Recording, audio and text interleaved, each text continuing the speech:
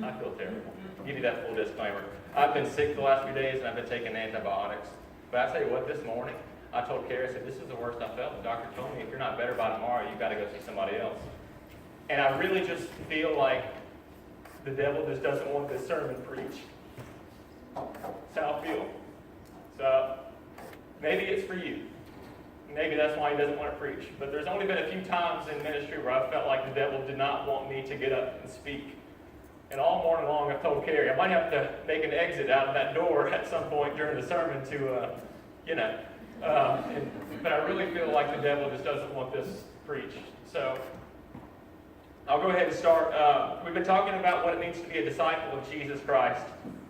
We've talked so much about how disciples leave things behind. Disciples live a life saying, it's not about me. Disciples. What does it mean to be a disciple? Today I want to talk to us about how disciples give 100%. Disciples are called to give 100%. Would you turn in your Bible this morning to the Gospel of Luke? We're going to be in Luke chapter 13 in a passage entitled The Narrow Door. And we're going to be starting in verse 22.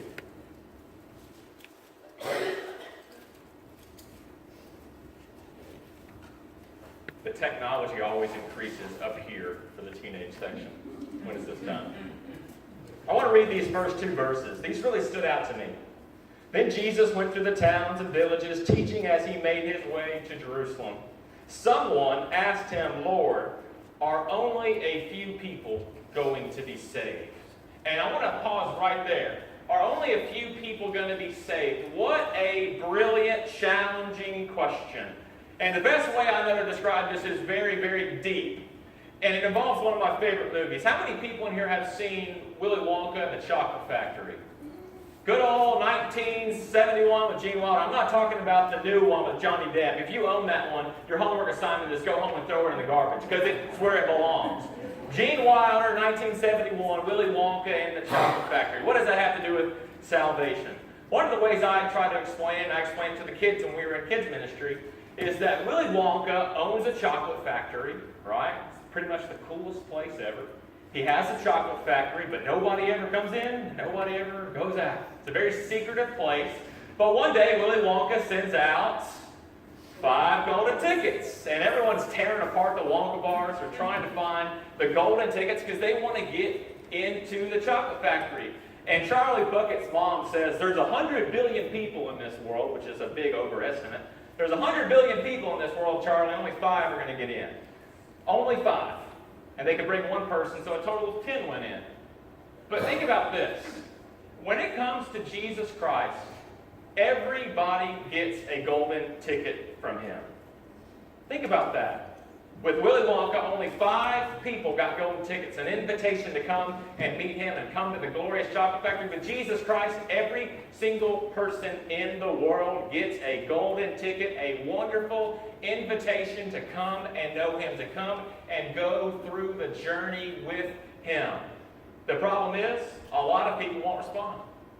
A lot of people will never respond to the invitation from Jesus. A lot of people will never respond. And some people will start the journey and they won't make it through. Let's continue. Lord, only a few people are going to be saved. He said to them, make every effort to enter through the narrow door, because many, I tell you, will try to enter and not be able to. Notice those words he says.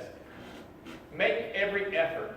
Make every effort. Notice that Jesus Christ doesn't say, make some effort. Give a little bit. Jesus says, make every effort to enter through the narrow door, because many, I tell you, will not be able to enter it. Church, let me just tell you, there is such a danger in you and I believing that it's okay in our Christian walk to make some effort. There's such a danger in saying, it's okay if I make some effort in my walk with Jesus. If I pray, sometimes. If I go to church, sometimes. If I pray, sometimes. There is such a danger in believing that that is somehow okay when Jesus Christ says, no, make every effort. Give me 100%.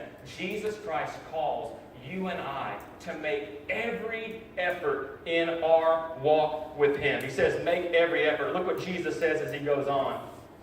He says, once the owner of the house gets up and closes the door, you will stand outside knocking and pleading, Sir, open the door for us. But he will answer, I don't know you or where you come from. Those are tough words from Jesus Himself.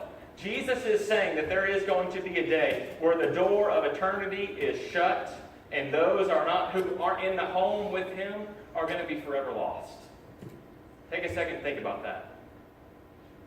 Any person that you know who does not know Jesus Christ, if the door closed right now, they'd be eternally lost. Let that sink in. Any coworker, family member, wayward child, you name them. If you don't know where they are in their personal walk with Jesus, then you need to make every single effort to reach them for Jesus Christ. Because the day is coming where the door is going to be closed. And Jesus says right here, He says people are going to stand and knock on the door and say, Jesus, it's me. It's me. And Jesus is going to say, away from me. Look what He says. He says, I don't know you. Jesus is going to tell people on the day of judgment, I don't know you.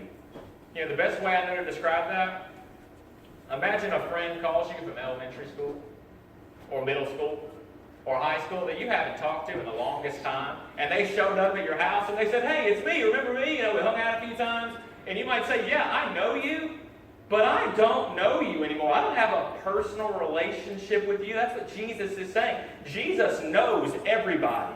But there's a difference between knowing someone and truly having a personal relationship with them. When I lived in Nashville, at Chick-fil-A I worked at, this country band would always come through Florida-Georgia line. They'd always come through and they'd always order 20 grilled nuggets. And I'd always talk to them. I'd say, hey, how are you? How are you doing? And they'd always leave. So I guess I know them, but I don't know them and they don't know me. That's what Jesus is saying. It's all about having a personal walk with me. Because there are going to be people on the day of judgment who say, Jesus, it's me. Didn't I go to church sometimes? Didn't I pray sometimes? Didn't I do all these things? Didn't I go to 2 Christian schools? And Jesus is going to say, I don't know you. Away from me, evildoers. You know, I talked about Charlie and the Chocolate Factory. Willy Wonka. Willy Wonka, not Charlie. That's the new one. One of the things that stands out to me from that movie is that 10 people started the journey through the chocolate factory, and how many made it through? 2. And as I thought about that, I thought about the parable of the sower. Jesus describes that He sends out His word to the entire world, and Jesus says that there are some people who aren't going to make it, and here's the reasons why. He says trouble, persecution comes, and they don't finish their journey. He says, worries of this life, deceitfulness of wealth, and the desire for other things. Make every effort for Jesus becomes make every effort for other things, or get worried, or get distracted, or get lost along the way. I want to ask us this morning, and me and my wife had this conversation this week because I thought this is a really tough thing. I want to ask you this morning to think about one question. What effort level are you giving your personal relationship with Jesus Christ? If Jesus Christ says make every effort, what effort level are you giving your personal walk with Jesus Christ? Put a percentage on it. Seriously, in your heart right now, put a percentage on it. What effort level are you giving your personal walk with Jesus Christ? In your heart, you might say 75%, 8%. You might say 0% because you don't know Him. But I want to challenge all of us this morning. I don't know what your answer is, but I know what your answer should be. It should be 100%. All of us are called to give Jesus 100%. If we claim to be His disciple, then He deserves and He demands 100%. Look at these words behind me. Love the Lord your God with all your heart, all your soul, all your mind, all your strength. Jesus wants 100% because He has given us 100% of Himself. There is such a danger in you and I thinking that it is okay to give Jesus some effort. Apply that to other areas of your life. What would happen if you only paid 60% of your mortgage? Seriously, what would happen? What would happen if you had a brain tumor and you went to a brain surgeon and he said, you know what, I'm going to give this brain surgery 40% of my effort? You think, what are you talking about? Or if you went to buy a car and they said, hey, this is a great car, but it only works 25% of the time. You wouldn't buy that car. We apply this loss of percentage to all these other areas, but what about our walk with Jesus Christ? The one thing that matters.